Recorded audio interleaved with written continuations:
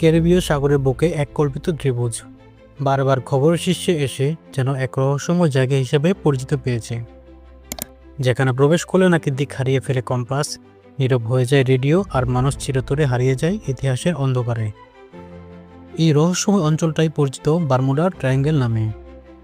এই বারমুডা ট্রায়াঙ্গেলের যে তিনটি প্রান্ত রয়েছে, তার এক প্রান্তে আছে আমেরিকার ফ্লোরিডা, আর এক প্রান্তে পুয়ের্তো রিকো এবং অপর প্রান্তে ক্যারিবীয় দ্বীপপুঞ্জ।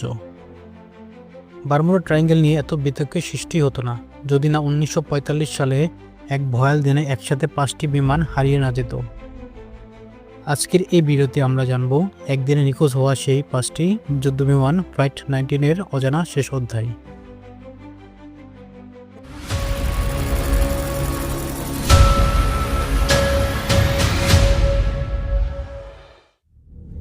সালটা 1945 সালের ডিসেম্বর মাস।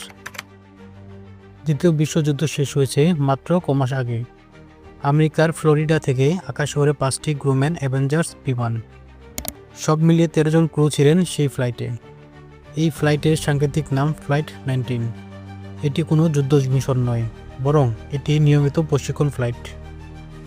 দলনেতা ছিলেন অভিজ্ঞ পাইলট লেফটেন্যান্ট চার্লস টেলর, যার ছিল প্রায় 25,000 ঘন্টা উড্ডয়নের অভিজ্ঞতা।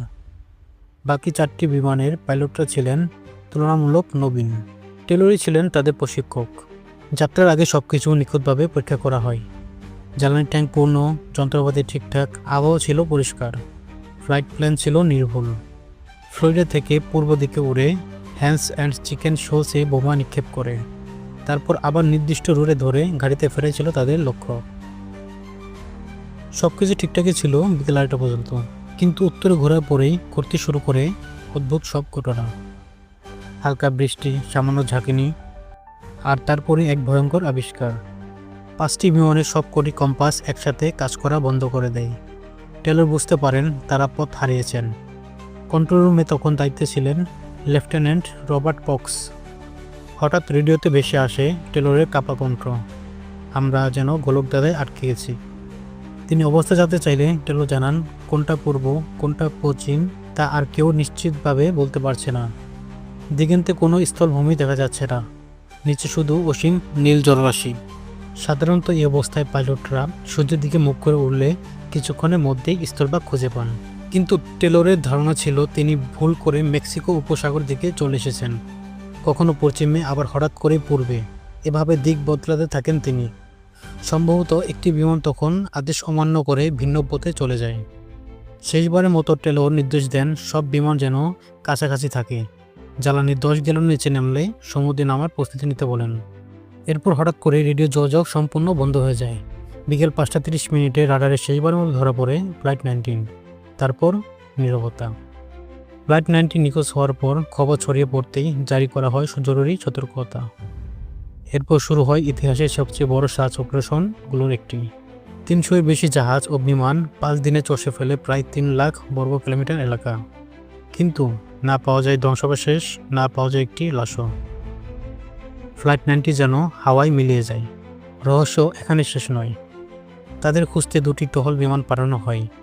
এর একটি বিমান PBM-5 মার্টিন মেরিনার কিছুক্ষণের মধ্যেই নিজেই রেডিও যোগাযোগ হারিয়ে ফেলে। রাত 9টা 15 মিনিটে একটি তেলবাহী জাহাজ সমুদ্রের 100 ফুট উঁচুতে ভয়াবহ বিস্ফোরণ দেখতে পায়। ধারণা করা হয় ওটাই ছিল PBM-5 বিমানের শেষ মুহূর্ত। আজও প্রশ্ন থেকে যায়, ফ্লাইট 19 এর সাথে আসলে কি ঘটেছিল? কেউ বলেন হঠাৎ আবহাওয়ার পরিবর্তন, কেউ বলেন মানবিক ভুল, আবার রহস্যপ্রেমীরা বলেন টাইম ভর্টেক্স, ভিনগ্রহী আগ্রাসন বা অদ্ভুত তড়িৎ চুম্বকীয় ক্ষেত্র। অতীতে যে বারমুডা ট্রায়াঙ্গেলে একেবারে কম জাহাজ বা বিমান নিখোঁজ হয়েছে তা কিন্তু নয়, তবে প্রায় সব ঘটনাই ছিল বিচ্ছিন্ন। যোগাযোগ প্রযুক্তির অভাব এবং অতি প্রাকৃতিক শক্তিতে বিশ্বাসী মানুষ দুর্ঘটনা বা জাহাজ গায়েব হয়ে যাওয়াকে সাধারণ ব্যাপার বলেই মনে করত। তাছাড়া সামুদ্রিক উত্তাল আবহাওয়া তো আছেই। ফ্লাইট 19-এর 13 জন ক্রুজ কোথায় গেলেন তা আজও অজানা। হয়তো কোনোদিন আধুনিক বিজ্ঞান এর রহস্যের পর্দা সরাবে, আর ততদিন পর্যন্ত বারমুডা ট্রায়াঙ্গেল থাকবে রহস্যময় এক নাম। আপনার কি মনে হয় ফ্লাইট 19-এর সাথেই আসলে কি ঘটেছিল? কমেন্টে আপনার মতামত জানাবেন। ভিডিওটি ভালো লাগলে লাইক দিন, সাবস্ক্রাইব করুন হিস্ট্রিক্যাল বাংলা চ্যানেলটি, আর রহস্যবারের ইতিহাসে গল্প পেতে বেল আইকনে ক্লিক করতে ভুলবেন না। দেখা হবে পরের ভিডিওতে। আরেকটি অজানা ইতিহাসের গল্প নিয়ে।